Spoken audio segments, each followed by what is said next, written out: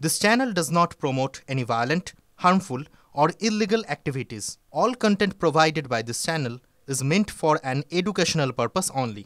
সময় ছিল সকাল 11টায়। সকাল 11টায় তার হাজির হওয়ার কথা ছিল থানায়, কিন্তু অসুস্থতার কারণ দেখিয়ে অনুব্রত মণ্ডল আজ থানায় যাননি।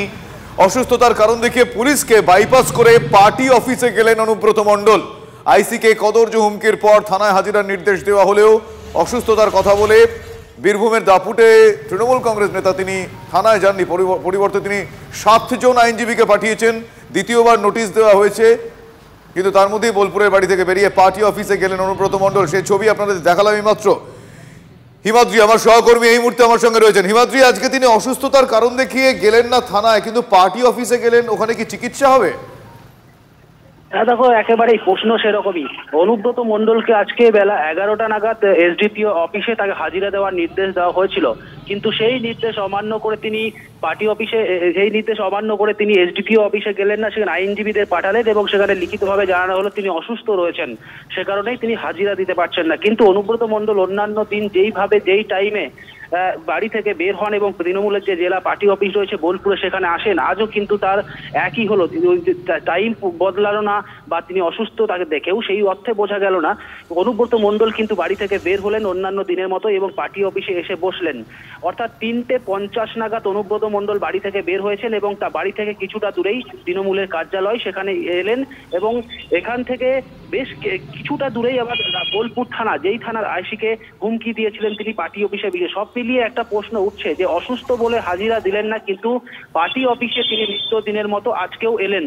এখানেই প্রশ্ন উঠছে তার অসুস্থতা নিয়ে, যদিও সেটা ডাক্তারদের পরীক্ষা নিরীক্ষার বিষয়।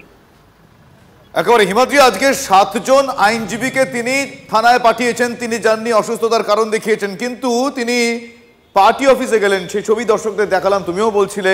তাহলে কি এটা একটু ভিন্ন ধর্মী অনুব্রত সুলভ রোয়াব?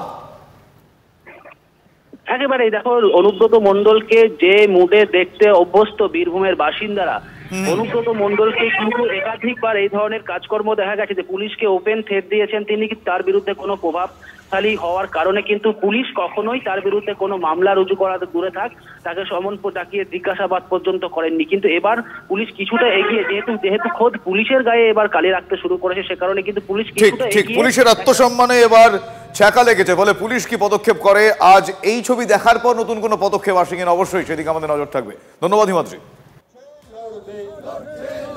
এই মুহূর্তে আমরা আপনাদেরকে বীরভূমের ছবি দেখাচ্ছি, তার কারণ যেভাবে যে কদর্য ভাষায় আইসিকে হুমকি দিয়েছেন অনুব্রত মণ্ডল, তার প্রতিবাদে বিজেপির বিক্ষোভ মিছিলের ছবি আমরা আপনাদেরকে দেখাচ্ছি। গতকালের পর আজকে অনুব্রত মণ্ডলকে গ্রেফতারের দাবিতে পথে নেমেছে বিজেপি।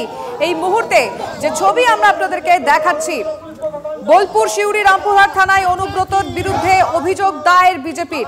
অনুব্রত মণ্ডলের নামে এফআইআর করতে আমরা এসে দেখছি দুটো ছবি এবার আপনাদেরকে আমরা একসঙ্গে দেখাচ্ছি। আজকে অবশ্যই যে ছবি দেখতে পেলাম বিজেপির মিছিল, এবং গতকালের ছবি আমরা দেখাচ্ছি রামপুরহাট এবং শিউরির ছবি একই সঙ্গে। নারীদের অসম্মানের অভিযোগে অবিলম্বে অনুব্রত মণ্ডলের গ্রেফতারের দাবি করছে বিজেপি।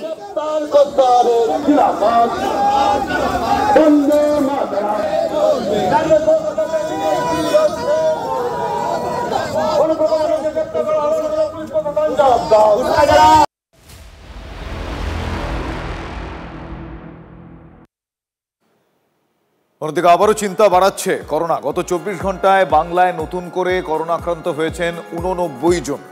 রাজ্যে এখনো পর্যন্ত কোভিড আক্রান্তের সংখ্যা বেড়ে হয়েছে 205।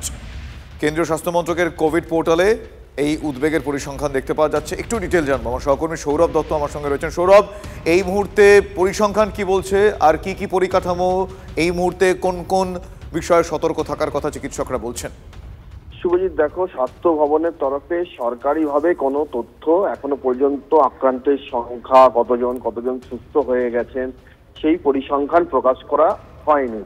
এরই মধ্যে কেন্দ্রীয় স্বাস্থ্য মন্ত্রকের যে তথ্য, কারণ তুমি জানো যে আমাদের কোভিডের প্রথম দিন থেকে যে নিয়ম হয়ে রয়েছে যে কেন্দ্রকেও জানাতে হবে যে কোন রাজ্যে কতগুলো আক্রান্তের সংখ্যা, সেই পরিসংখ্যান অনুযায়ী দেখা যাচ্ছে যে 29, আমরা শুনছিলাম যে বেসরকারি মতে বিভিন্ন বেসরকারি হাসপাতাল থেকে তথ্য সংগ্রহ করে রাজ্যে আক্রান্তের সংখ্যা, সেটাই দেখাচ্ছে যে 31শে মে পর্যন্ত যে আপডেটেড তথ্য প্রকাশ করা হয়েছে কেন্দ্রীয় স্বাস্থ্য মন্ত্রকের পোর্টালে, সেখানে সংখ্যাটা 205, অর্থাৎ এক ধাক্কায় কোথায় 29 কোথায় 205, এবং তার মধ্যে শুধুমাত্র 24 ঘন্টায় 89 জন আক্রান্ত।